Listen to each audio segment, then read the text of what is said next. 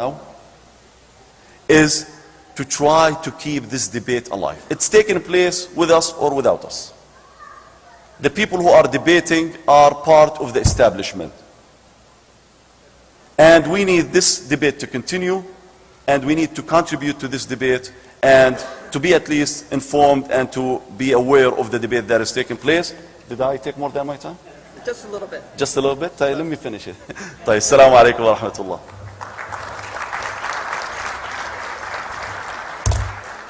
Thank you very much. It's the worst part of this job. I hate having to interrupt everybody. Again, I'd like to thank MAS-ICNA for allowing the American Muslims for Palestine to bring this panel discussion to you. This is one of the things that AMP does in order to try to educate people across the country. I also would like to invite you to our booth, which is just out in the hallway. Another thing that we do, we publish a lot of material that we distribute free of charge. It's there for you to take to educate yourselves about this issue so that you can go and start talking to other people about this issue. Our next speaker is Mr. Othman Atta, an attorney from Milwaukee, Wisconsin. He's an activist and is awarded for his work in activism. So without further ado, Mr. Atta.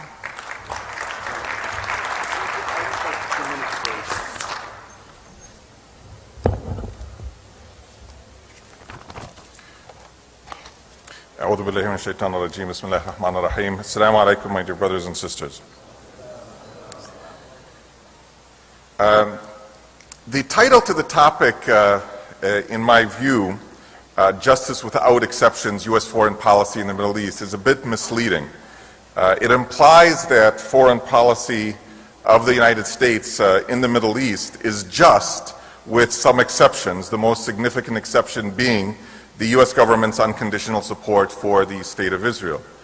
In fact, I believe that the U.S. government's foreign policy in the Middle East is largely unjust, with very few exceptions of positive behavior.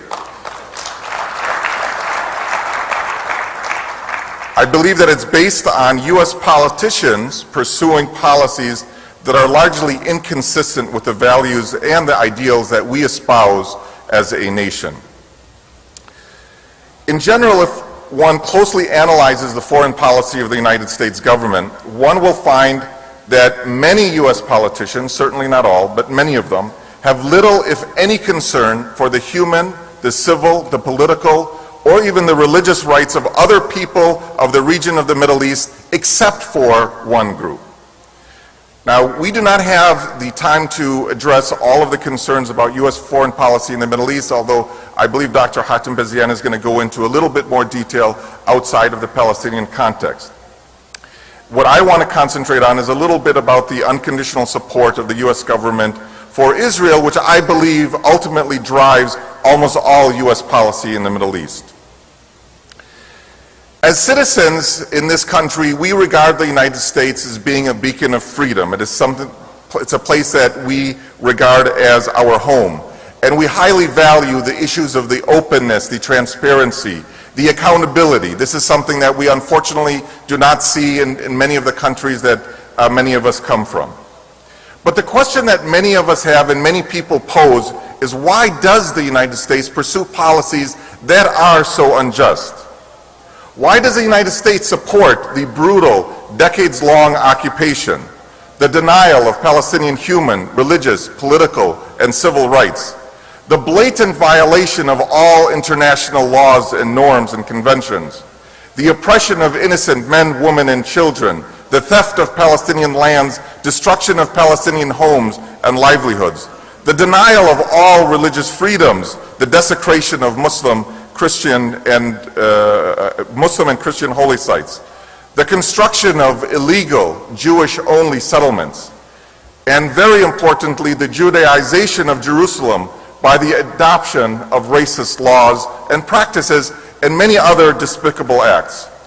All of these are all done in the name of the Jewish people, despite the fact that important groups of Jews, some religious, like we saw here, we have some of the Natura Carta, some secular, who resent the association of the hateful, discriminatory, violent, and oppressive practices with their faith.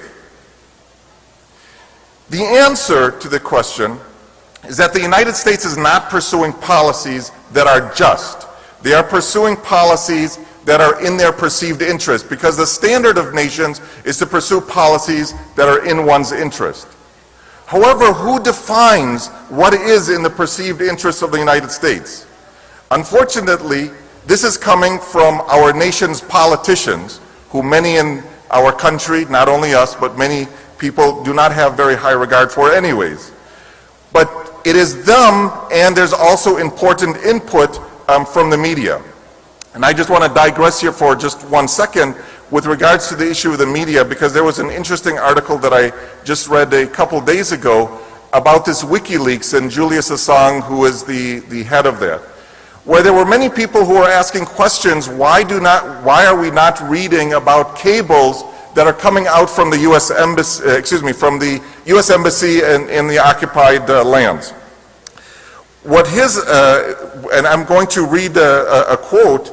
He says, he was talking about a number of papers, including the New York Times, could not publish more due to the sensitivities related to the Jewish community in the U.S. In other words, they released these documents, but there is censorship by newspapers and others here in the United States. When asked if the files related to the Israel deal with the July 2006 war in Lebanon, Assange said, yes, there is some information about that, and these files were classified as top secret. And he added that there were also diplomatic files about how Mossad agents use Australian, British, and European passports to travel to Dubai. There's a lot of more information. What he's indicating is in the next few months, they are actually going to be releasing hundreds of emails. We need to make sure that we contact the media to find out what these cables actually said. So that was just a little digression. I apologize about that.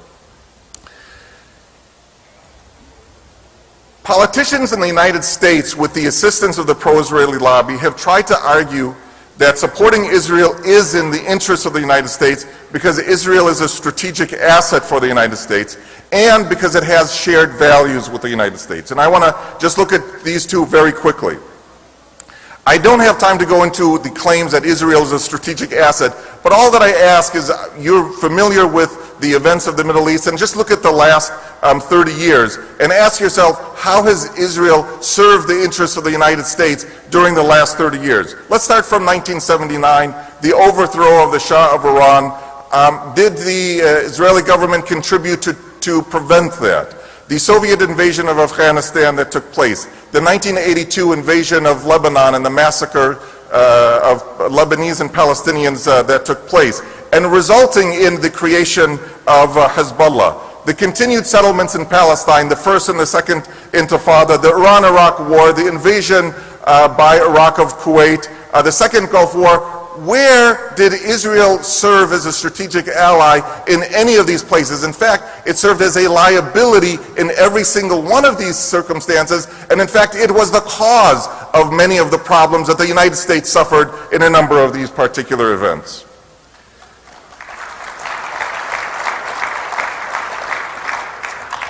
The second issue is about shared values. Okay? There's nothing that troubles me more than when U.S. politicians make the outrageous claim that our nation and Israel have shared values. Okay? The thing that comes to me is, what the hell are these politicians talking about? What shared values are they referring to? Are they talking about ethnic cleansing? Oh, we ethnically cleanse Native Americans and we're proud that Israel continues to do the same in Palestine. Is that what we're proud of?